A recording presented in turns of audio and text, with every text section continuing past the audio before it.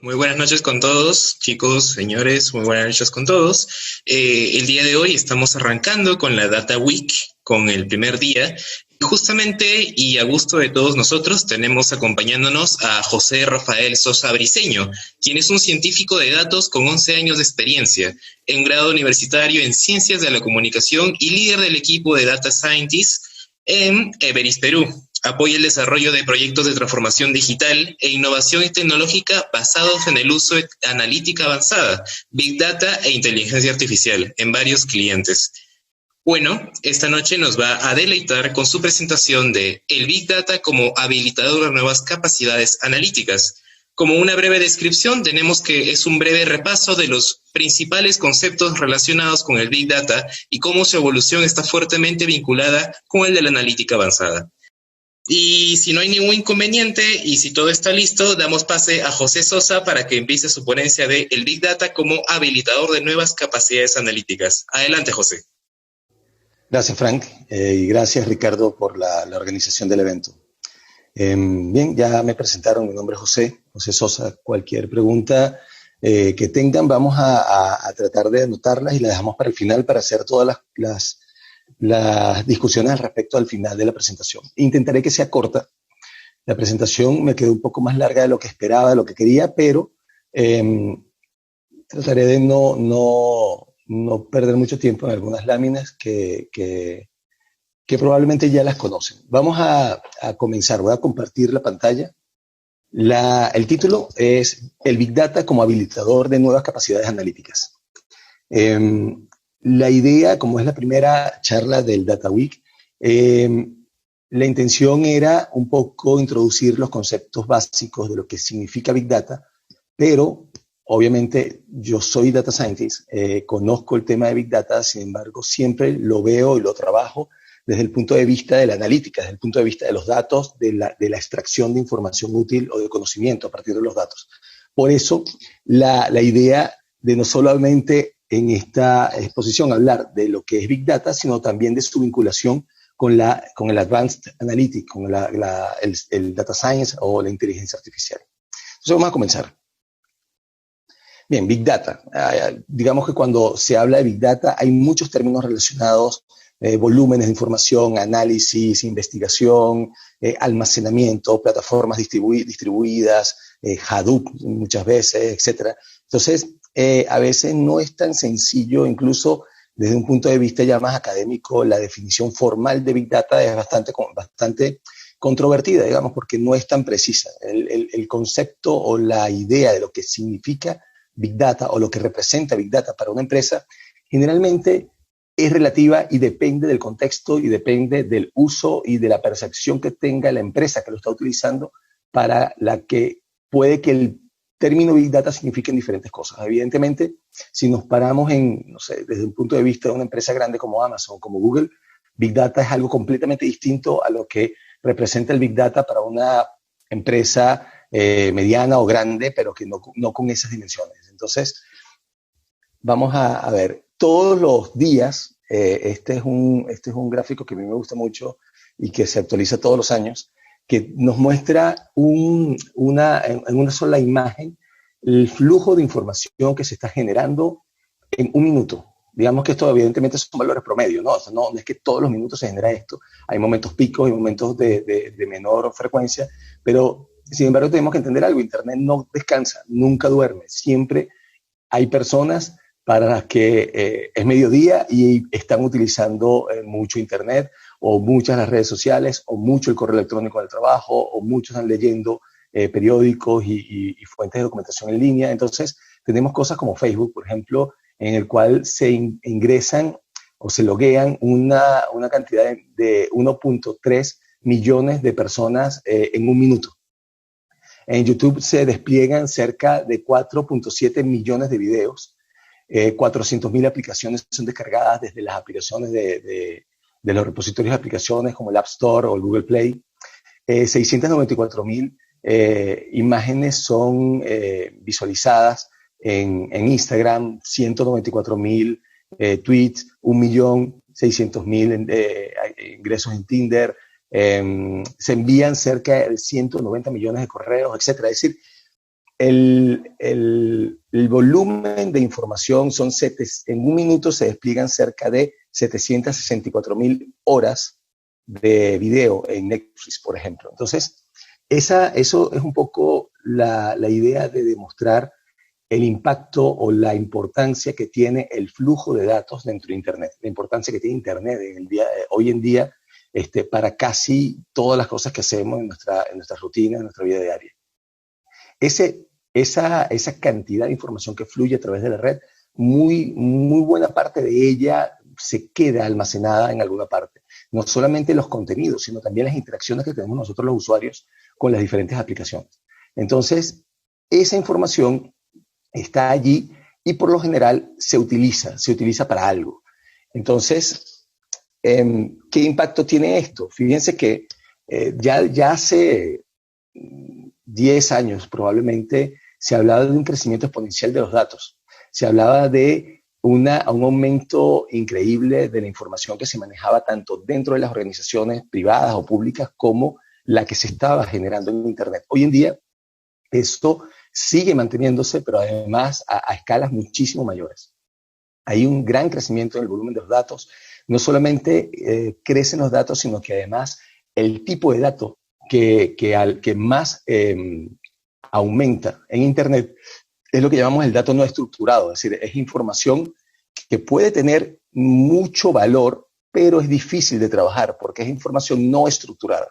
Los correos electrónicos, por ejemplo, las cosas que se escriben en una noticia o que se dicen en una entrevista o que aparece en un video de YouTube, es información que no está estructurada, no es la información en tercera forma normal que nosotros aprendemos normalmente en base de datos, sino que es una información que tiene formatos distintos a los que normalmente utilizamos en base de datos, que tiene estructuras o simplemente no tiene estructuras. Cuando nosotros escribimos un tweet o cuando mandamos un mensaje de voz por WhatsApp, esa información no tiene una estructura, es una información en la que yo puedo decir lo que quiera en el orden que quiera y de la manera que quiera. Entonces, el poder analizar, el poder tratar de medir todo lo que se dice, por ejemplo, en WhatsApp, de una manera matemática o estándar es extremadamente complicado. Entonces tenemos incremento de capacidad de procesamiento, capacidad de almacenamiento y de memoria. Eso es una realidad y no solamente es que hay un incremento, sino que ese incremento es exponencial también. Hay leyes como la ley de Moore que dice que la capacidad de procesamiento se duplica cada 2 años. Algo parecido ocurre también con la capacidad gráfica y también con la capacidad de almacenamiento. No solamente eso, sino que también hay avances muy importantes que se vienen ya y que estaremos viendo dentro de poco en cuanto a la capacidad de redes y de almacenamiento óptico. Entonces, bueno, por otro lado, y ni hablar de la computación cuántica, que bueno, no sabemos todavía si eso realmente va a tener el impacto que queremos, pero si lo llega a tener, la capacidad de procesamiento en un futuro, espero yo cercano, se va a multiplicar muchas veces. Por otro lado, tenemos necesidades de obtener información a partir de los datos generados, patrones, tendencias, observar grupos, cruzar datos complejos, etc. Entonces, ¿qué es el Big Data? Una manera de definirlo o de explicarlo es a través de sus características. Una de las maneras como me parece que es bastante acertado definirlo es a través de las V del Big Data. Estas V, antes eran 3, después 5, hay gente que dice que son 8, pero en realidad nos muestran las características que tiene un problema, que tiene una situación, cuando de alguna forma está involucrado el Big Data en él. Por ejemplo, el primero, evidentemente, es el volumen. El volumen es la cantidad de información o de datos que se tienen que procesar para resolver un determinado problema. En general, la variabilidad es otro problema, es decir, la manera como estos datos están representados, cómo están almacenados, qué tipo de información representan. Cuando ya no estamos trabajando con bases de datos tradicionales y queremos tratar de manejar la información que tenemos en Internet o que podemos obtener, encontramos mucha variedad de información distinta, desde audio, video, imágenes, textos, información tabular o semiestructurada o no estructurada, páginas web, etcétera. Entonces, esta es una característica también muy común de el Big Data. Cuando queremos poder utilizar la mayor cantidad de información posible disponible para resolver un problema, nos encontramos con que esta información no necesariamente cumple con todos los requisitos de una base de datos formal. Entonces, vemos como una de las características, entonces, es la diferencia que hay entre los diferentes datos y que tenemos que conseguir maneras de poder aprovecharlos y de poder sacar valor o información útil a partir de esos datos. La otra es la velocidad. ¿Con qué velocidad se generan los datos? Ya hemos visto que en un solo minuto puede que se estén generando teras y teras de información simultáneamente en todo el mundo. Entonces, si queremos poder hacer análisis, por ejemplo, en tiempo real de algo que está sucediendo, tenemos que ser capaces no solamente de acceder a un gran volumen de datos con una variedad muy grande de formatos y de diferentes naturalezas, sino que además tenemos que procesarlos a una velocidad muy grande. Es decir, tenemos que ser ágiles en la posibilidad de procesar un gran volumen de información. Y entonces esta es la tercera B, la velocidad.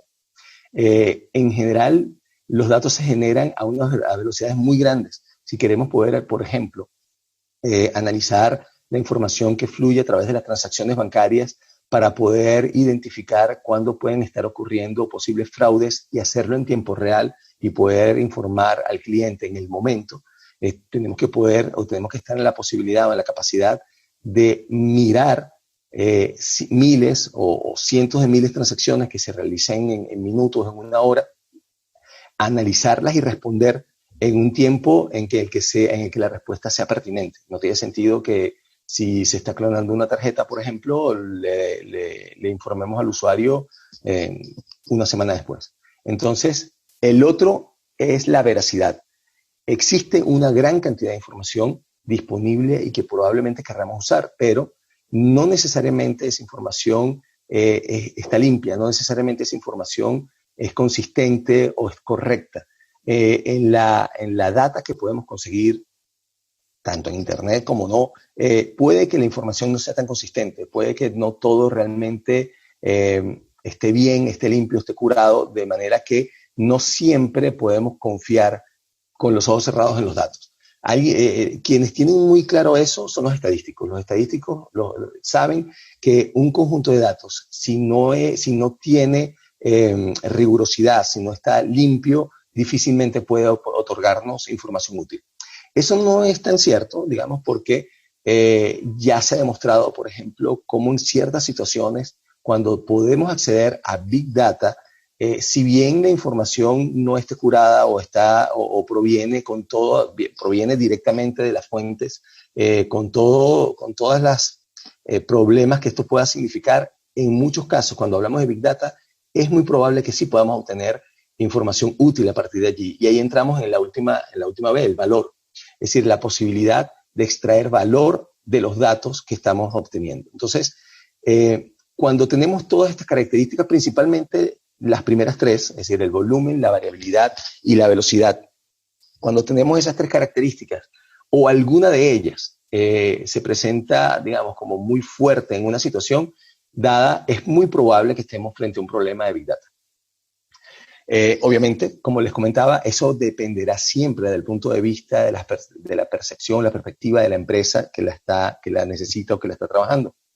Es decir, para una empresa mediana, tal vez unos cuantos teras de información es mucha información y probablemente eso sea Big Data. Y para poderlo procesar requieran una infraestructura de unos cuantos servidores o unos clústeres de algunos cuantos nodos.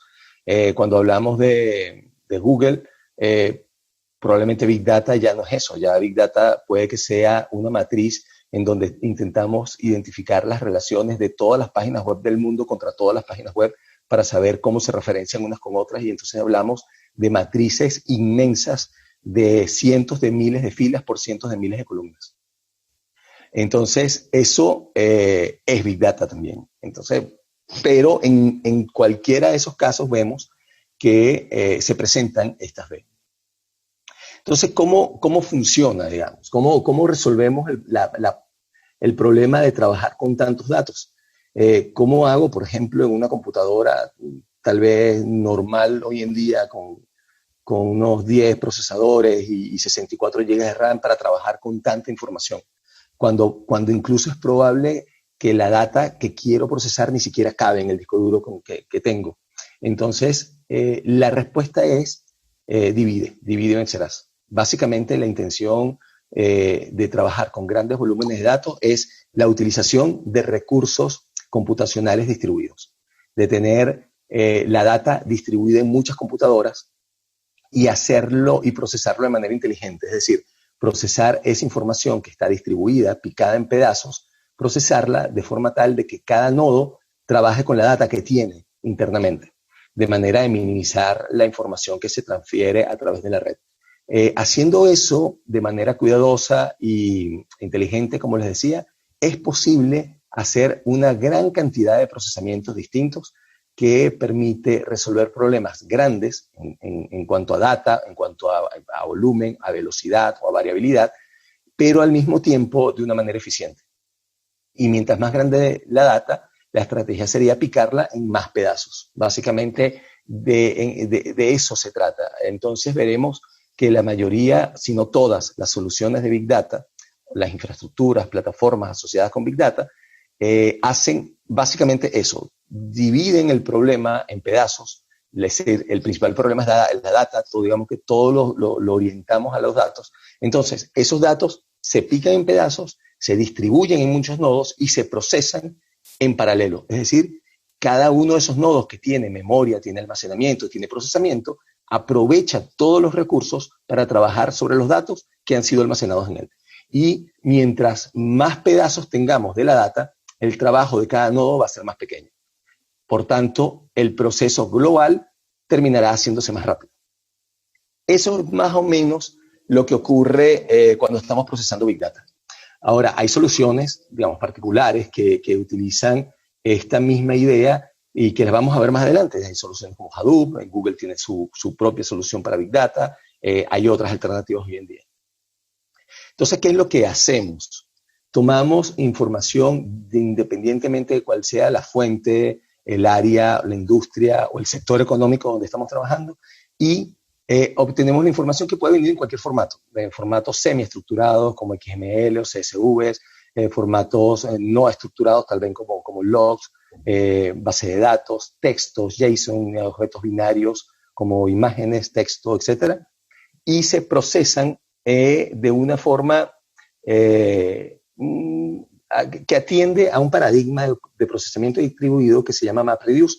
En el fondo se trabaja generalmente con esta fórmula, aunque hoy en día están adquiriendo mucha importancia otros tipos de procesamiento. Pero cuando trabajamos de forma distribuida y orientado a datos, una manera es tomar la data, almacenarla y luego procesarla. El procesamiento se hace de la siguiente manera.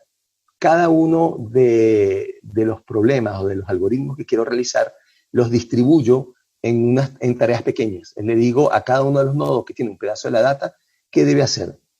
Y luego que haga el trabajo sobre la data local, se consolida en un solo lugar. Ese es un proceso de reducción o un proceso reduce. Entonces, la distribución en todos los nodos es un proceso que llamamos map y su consolidación o su resultado consolidado es lo que llamamos reduce. Y eso se exporta a una base de datos, a una file system, en donde se coloca el resultado para que pueda ser consumido, reportado o visualizado a través de cualquier tipo de herramienta o de monitoreo o de visualización. Entonces, ese es más o menos el esquema general. Hay muchas variaciones. Por ejemplo, una de las cosas que más éxito ha tenido en los últimos años es que la data se intente llevar a memoria primero, procesar igualmente en cada uno de los nodos, pero sin tener que interactuar mucho con el disco, sino tratar de subir a memoria la mayor cantidad de información, procesarla en memoria de manera paralela en cada uno de los nodos de forma y distribuida, porque la data está distribuida, y luego consolidar la información. Esas tendencias de procesar la información en memoria tiene uno de sus principales exponentes es el framework de Spark y tiene ventajas muy importantes porque el uso de la memoria hace que se reduzca muchísimo el tiempo de ejecución y se obtienen resultados muchísimo más rápidos. Entonces, además que la programación también termina siendo mucho más sencilla. Pero en el fondo terminamos trabajando de la misma manera. La data se distribuye en muchos nodos y se ejecuta en paralelo. Las soluciones que existen hoy en día incluso ya dejan de lado todas las opciones de resguardo de la información, de redundancia, de mirror y ese tipo de cosas, porque internamente ya se encargan de no solamente de replicar la data en muchas partes, sino de distribuir la data en muchas partes, sino también de replicarla, de manera que con una sola solución resuelves el problema de la consistencia, de la seguridad, de la velocidad y del volumen de los datos. Un ejemplo de este tipo de soluciones o de este tipo de arquitecturas es el sistema Hadoop. Hadoop es un software, vamos a ver un poco más adelante cómo funciona la historia de este desarrollo, que tiene implementado una solución de Big Data en donde se soporta sobre un almacenamiento distribuido, ya sea un file system o una base de datos orientada a columna, como es el HDFS, y la base de datos HBase. Son dos formas de almacenamiento. Una es directamente un file system, donde almacenamos archivos, y la otra es una base de datos de consulta de muy baja latencia, donde podemos consultar o procesar datos no orientados a filas, sino orientados a columna, con lo cual podemos hacer procesamientos al estilo de sumarizaciones muy rápidamente, ¿sí? En el orden de decenas de veces más rápido que como lo haríamos en una base de datos relacional.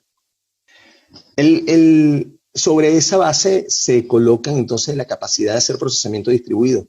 Tenemos el MapReduce, que es el mecanismo básico de almacenamiento, de procesamiento distribuido sobre archivos que están almacenados en el file system distribuido, o el YARM, que es un coordinador, un manejador de recursos que me permite acceder o trabajar tanto con información HDFS como en HBase. Luego están todas las aplicaciones que pueden hacer uso de este tipo de tecnología, programas o sistemas que me permiten extraer datos de una fuente a otra, empaquetar esos datos, procesarlos a través de modelos analíticos, procesarlos como si fueran consultas de SQL o crear procesos y workflows sobre estos datos. Entonces, esto es una especie de arquitectura genérica que permite trabajar con grandes volúmenes de datos y hacer procesamiento distribuido sobre eso. Hadoop, digamos que este ecosistema está súper simplificado. Hoy en día existen cientos y cientos de aplicaciones que funcionan sobre este tipo de plataformas, muchas más de las que están aquí dibujadas, pero que digamos que son las básicas y que más o menos nos muestran cómo funcionan estas plataformas. Bien, una de las cosas que me interesa plantearles es la siguiente. En esta gráfica, aquí saqué, digamos, las tendencias de búsquedas de términos como Big Data, Data Science, Machine Learning, Deep Learning, Spark, etc.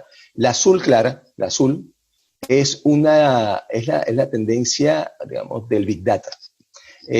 Aproximadamente en 2004 comienza esta tendencia, pero no es hasta más o menos 2010 cuando empieza a tener un crecimiento muy grande.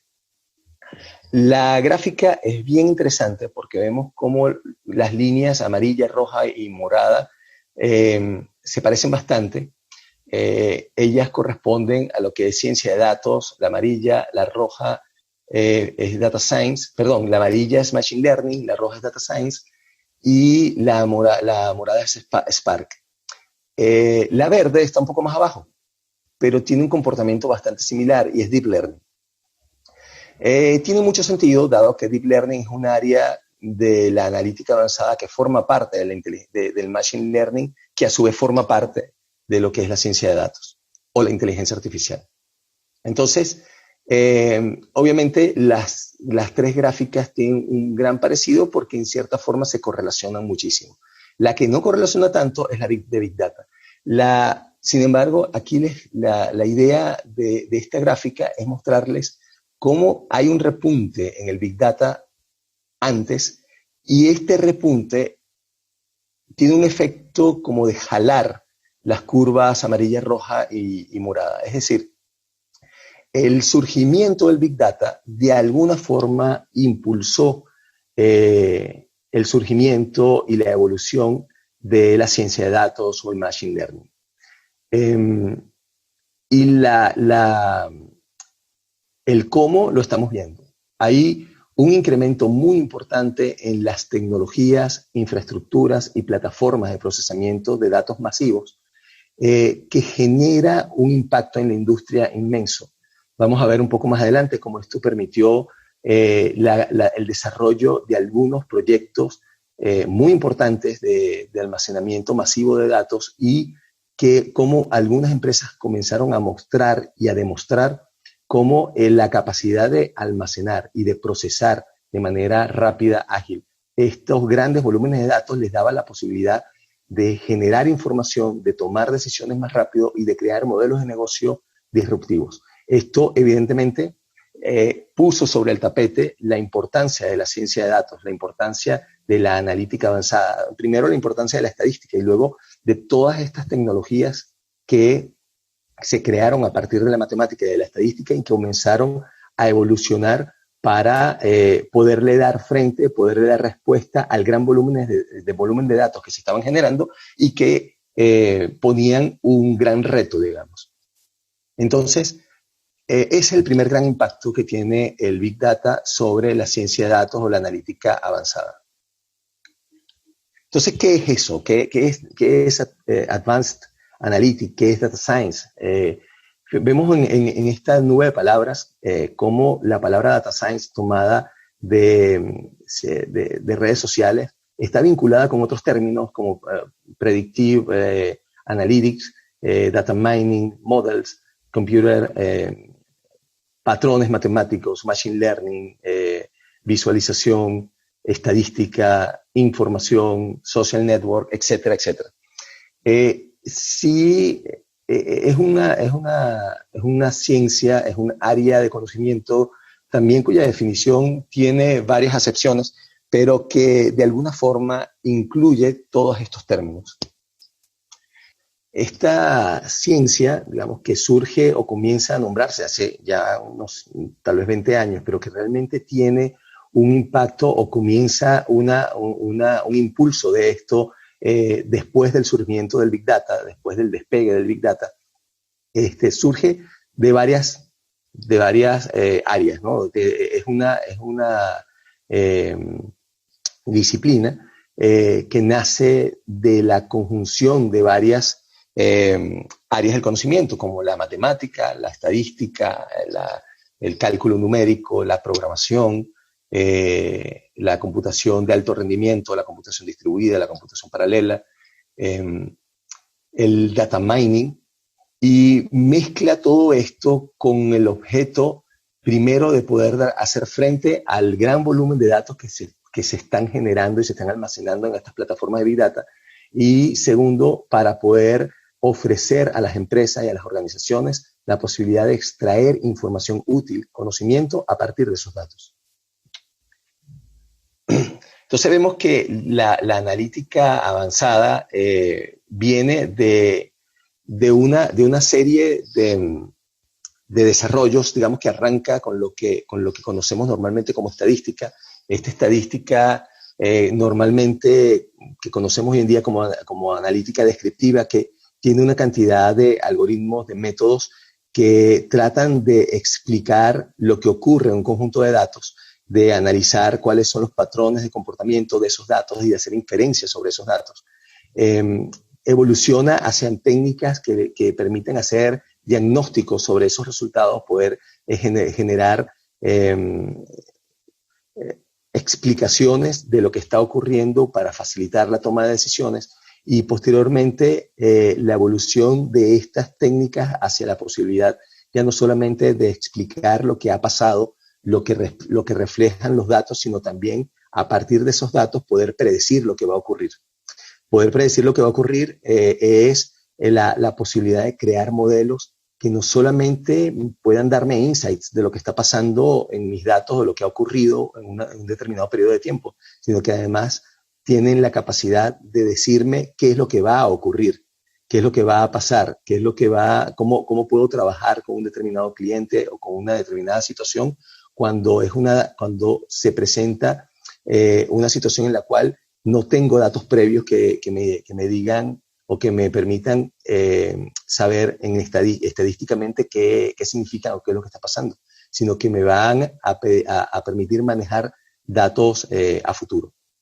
Ahora, si yo puedo predecir, si yo puedo utilizar la información que tengo para hacer inferencias sobre datos que nunca había visto, la pregunta sería, bueno, ¿y cómo puedo hacer eso para facilitar la toma de decisiones? ¿Cómo puedo utilizar esta data para resolver un problema o para anteponerme a una determinada situación? O para, si bien puedo predecir, ¿cómo yo puedo con esos modelos construir escenarios que me permitan a resolver la pregunta de, ok, ya sé qué va a pasar, ahora, ¿cómo puedo hacer que esto pase o que no pase? Es decir, ¿qué cosas qué decisiones debo tomar para ser reactivo, no ser reactivo, sino ser proactivo ante una determinada información? Entonces, digamos que área que busca analizar los datos, extraer conocimiento a partir de grandes volúmenes de datos, es una suerte de mezcla, de combinación entre la computación, entre las matemáticas, estadísticas y el conocimiento de negocio. Digamos que la intersección de esos tres grandes áreas es lo que llamamos el data science. Estudia la extracción del conocimiento a partir de datos, incorpora diversos elementos y se basa en técnicas y teorías de diversos campos, como les decía, con el objetivo de extraer el significado de los datos y la creación de productos de estos datos. La ciencia de datos no se limita únicamente a grandes volúmenes de datos, pero evidentemente es la razón por la cual surge con tanta importancia esta nueva disciplina. Como les decía, el origen es la estadística. El origen es el área de la matemática que se ocupa de recopilar, organizar, analizar, interpretar y presentar los datos. Mucha gente dice que los científicos de datos existían hace mucho tiempo, porque existían los estadísticos. Sin embargo, la estadística busca hacer inferencias de lo que está ocurriendo en unos datos o lo que ocurre en una población a través de una muestra, a través de un subconjunto de datos que de alguna forma representan a esa población. Y para eso se basa y se apoya en modelos probabilísticos, en modelos en distribuciones de probabilidad, etc. ¿Qué es lo que pasa? Una vez vi una presentación de una profesora de ciencias actuariales y estadística que decía que la estadística es la ciencia del error. La ciencia del error porque intenta darte herramientas para que con la menor cantidad de información posible puedas hacer inferencia de lo que está pasando en una determinada situación y puedas tomar decisiones con la menor cantidad de datos posibles, siempre entendiendo cuál es el error que puedes cometer al tomar esa decisión. Entonces, básicamente la estadística se ha orientado en gran medida a desarrollar herramientas que le permitan a los negocios o a las personas tomar decisiones basadas en datos, pero basadas en la menor cantidad de datos posibles. Sin embargo, estamos en una época en la que los datos, el problema no es que tengamos pocos datos, sino que, como ya vimos, el problema ahora es que tenemos muchísimos datos.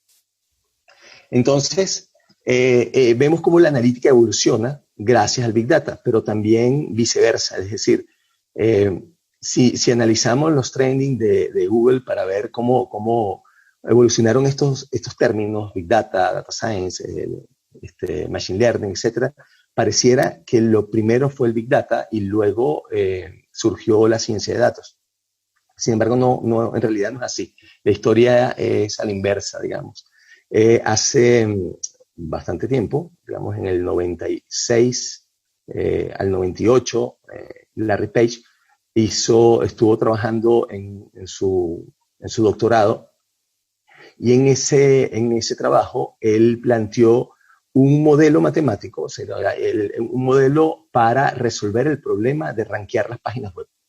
En esa época Internet digamos, estaba comenzando, existían buscadores, probablemente ustedes no recordarán nada de eso, pero yo sí, en esa época existían buscadores como Altavista y Lycos, que eran empresas que se encargaban de crear directorios de todas las páginas web que existían y iban saliendo todos los días, y para eso tenían un ejército de personas que estaban todo el tiempo viendo las páginas, categorizándolas y metiéndolas en una suerte de gran directorio. Esa era la estrategia de todos los buscadores para esa época. Page se dio cuenta que el crecimiento era abrumador, que tenía características exponenciales y que llegaría un momento en que sería imposible poder leerse todas las páginas web y poderlas categorizar. Entonces, él planteó una forma de medir la importancia que tenían las páginas en función de los enlaces que existían de una página a otra. Y claro, la forma de hacer eso, si lo vieron tal vez en introducción a las probabilidades o en estadística, es con cadenas de Markov. Eso es una fórmula matemática bastante simple que busca estudiar cuál es la distribución de probabilidad de una serie de elementos que están interconectados y que de alguna forma están enlazados, ¿no? Y eso, bueno, se puede hacer de una forma, eso se conoce hace muchísimo tiempo. ¿Qué ocurre? Él se dio cuenta que el volumen de páginas era muy grande y que esa solución matemática era inviable si no se podía picar en pedazos y hacerla por partes. Ese fue su trabajo, básicamente. Y consigue una manera de calcular la importancia de las páginas web a través de una fórmula que distribuía la data de todas las relaciones entre las páginas en diferentes pedazos que él propuso almacenar en computadoras distintas y que cada computadora hiciera un pedazo del cálculo. Y bueno, el algoritmo funciona bastante bien y es lo que se llama PageRank. Entonces, ese algoritmo no vino solo, después de que él presenta su trabajo, que por cierto la patente no es de él, sino de la universidad, le da la idea de plantear, bueno, de montar una empresa y de buscar financiamiento para poner en la práctica ese algoritmo, y ahí nace Google. Lo que luego de unos años, creo que unos 3 años después, ellos publicaron en varios papers entre el 93 entre el 2003 y el 2004. Eso ocurre, aquí lo vemos en la parte de abajo del gráfico, entre el 2003 y 2004 se publican los papers del GFS, el Google File System, y del MapReduce. El proceso para el cálculo de este PageRank era justamente almacenar las matrices de las que relacionan todas las páginas web con todas las páginas web. Imagínense unos 20 millones de páginas contra 20 millones de páginas, es una gran matriz. 20 mil millones de páginas contra 20 mil millones de páginas. Era una cosa bastante difícil de almacenar en un computador normal. Entonces lo que él hace es picarlo en pedazos, distribuirlo en computadoras y luego procesarlo. Y prestaba un paradigma de programación distribuida muy viejo y muy poco usado, pero que para este problema caía como anillo al dedo, que es el MapReduce. Al hacer eso, montan su empresa y unos pocos años después publican estos papers y dan el punto inicial a todo lo que es el Big Data que conocemos hoy en día. Poco tiempo después, 2 personas que trabajaban allí desarrollan un software en el cual adaptan los conceptos que están expresados en estos papers. Y luego estas personas, una de ellas es contratada por Yahoo y implementa o desarrolla esta misma solución en un software que publicaron como software libre llamado Hadoop. Este fue en el 2006 al 2008. Comienzan a desarrollarlo en el 2006, pero creo que es 2008 cuando finalmente se publica el Hive junto con el Hadoop. El tema es que a partir de allí comienza el crecimiento vertiginoso que vimos del Big Data. Fíjense que en el 2008 se funda Cloudera, que es una distribución de Hadoop para el procesamiento de Big Data, y comienzan a haber proyectos bien interesantes donde las empresas toman esta distribución de Big Data y la utilizan para proyectos de almacenamientos masivos de datos. Hay muchos proyectos que surgen a partir del 2009 y vemos por qué es en el 2010, finales de 2009, cuando comienza ese impulso inmenso del Big Data como lo conocemos hoy. Entonces, ¿qué ocurre? Cuando empieza a haber empresas importantes como el New York Times almacenando toda su historia de periódicos en almacenamiento distribuido, cuando vemos empresas que se crean incluso en esta época, en estos años, y que manejan grandes volúmenes de datos, vemos que surge, ya no solamente sirve para resolver el PageRank, vemos que existen también algoritmos que se pueden implementar sobre este tipo de infraestructuras, es decir, que se pueden paralelizar y que resuelven problemas sumamente importantes. Por ejemplo, el K-means es muy fácil de paralelizar y permite hacer una clustering, es decir, buscar grupos dentro de grandes volúmenes de datos. Tenemos algoritmos como, por ejemplo, las reglas de asociación, que te permiten identificar o extraer patrones de consumo a partir de grandes volúmenes de transacciones de compras y ventas. Tenemos, por ejemplo, los sistemas de recomendación, algoritmos como el filtrado colaborativo, que te permite identificar patrones de consumo para etiquetar usuarios que no han consumido un producto pero que pudiera gustarles. Entonces, mediante la relación de estos usuarios, mediante la comparación de estos usuarios con otros usuarios parecidos, que sí les gusta ese producto. Entonces, empresas como Amazon, empresas como Netflix, etcétera, etcétera, se empiezan a crear sobre la base de modelos de negocio que utilizan grandes volúmenes de datos para ejecutar este tipo de modelos y los utilizan en sus propios modelos de negocio. Entonces, esa posibilidad ya no solo el PageRank, sino que muchos modelos analíticos pueden verse altamente beneficiados por el uso de grandes volúmenes de datos. Además, entendamos otra cosa. Hay una característica dentro de los modelos analíticos. Digamos que hay dos tipos de problemas que se pueden presentar en los modelos analíticos. Por una parte, el bias, el sesgo. Cuando un modelo no es lo suficientemente bueno y no se ajusta muy bien a la situación que desea modelar, decimos que tiene un bias, es decir, que tiene un sesgo respecto a la data real. Y normalmente eso se resuelve utilizando modelos más complejos. El problema de los modelos complejos es exactamente lo contrario, es decir, que tienden a aprender, a adaptarse demasiado bien a los datos. Y eso, cuando los datos no son muy grandes, tiene un problema, porque estos modelos que son muy poderosos tienden a aprenderse de memoria los datos. Si los datos no son muchos, entonces obtenemos un overfitting, que es un problema, uno de los más importantes problemas que tenemos en el Machine Learning. Este problema de overfitting puede resolverse o puede atacarse de varias formas, pero una de ellas es utilizando muchos datos. Cuando tenemos muchos datos, los modelos no tienen la posibilidad de aprenderse de memoria cada uno de ellos y de hacer overfitting, entonces tienden a generalizar. Es una manera de atacar el problema de la alta varianza de los modelos. Y principalmente en modelos de muy alta complejidad, como por ejemplo las redes neuronales. Entonces, el Big Data tiene ese segundo impacto, que es el impulsar de manera muy importante los modelos más grandes, los modelos más utilizados hoy en día. Vemos cosas como, por ejemplo, el proyecto Gaia, que ocurre también creo que es 2012, donde hicieron un clustering sobre todos los objetos brillantes que están en el cielo. Es decir, todas estrellas, galaxias, asteroides, etcétera. Y en ese proyecto, en la primera versión, consiguieron identificar asteroides, estrellas, cuásar, agujeros negros, una cantidad muy grande de objetos en el espacio que no habían identificado. Aquí en el centro vemos, por ejemplo, la foto del agujero negro que se tomó el año pasado. Eso solamente pudo ser posible generar esa imagen a partir del procesamiento de cerca de 1.5 teras que se fueron generando diariamente durante unos 100 días y son una cantidad inmensa de datos que solamente podía haber sido procesada utilizando procesamiento distribuido.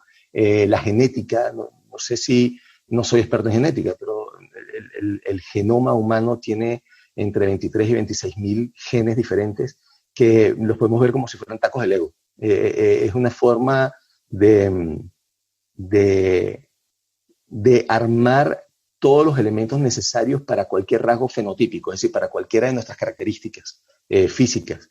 Y eso se puede armar mediante la combinación de todos estos tacos de Lego. Entonces, imagínense las posibilidades que hay de combinación de todos estos tacos. Es un problema inmensamente complejo que solamente puede ser trabajado y solamente se han logrado avances mediante el análisis a través del Big Data y el Advanced Analytics. Se dispone de muchos datos masivos. Tenemos páginas web, el Common Crawl, por ejemplo, que tiene todo el Internet desde hace 7 años. Es una información que está pública.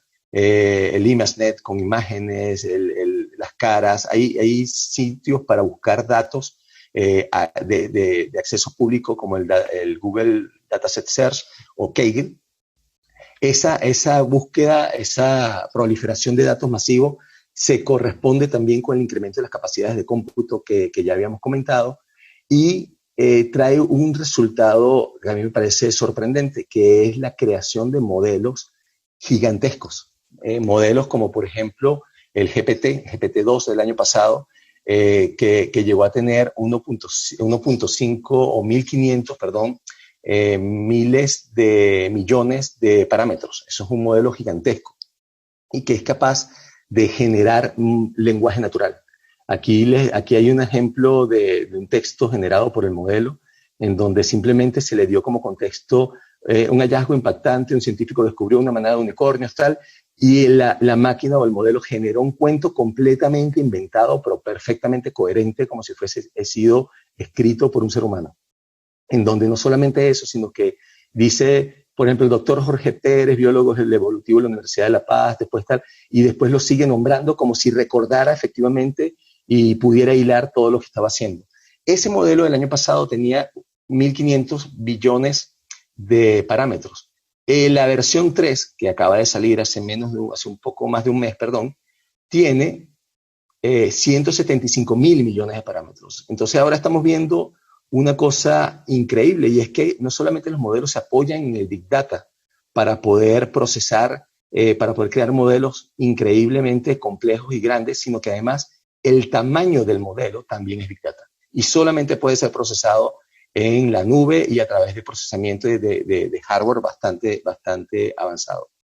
Esto es más o menos una línea que le hace seguimiento a las relaciones tanto del Analytics como el Big Data que nos lleva, que seguí en esta presentación y que nos lleva a una sola conclusión, y es que el Big Data y el Analytics están estrechamente entrelazados y no podrían existir uno sin el otro. Con lo cual nos lleva a la última pregunta. Entonces, si es así y podemos sacar alguna, digamos, moraleja de esta presentación y del conocimiento de la historia del Big Data y de la analítica avanzada, ¿cuál pudiera ser esa moraleja? ¿Cuál debería ser la estrategia en una empresa para aprovechar estas tecnologías? Y una es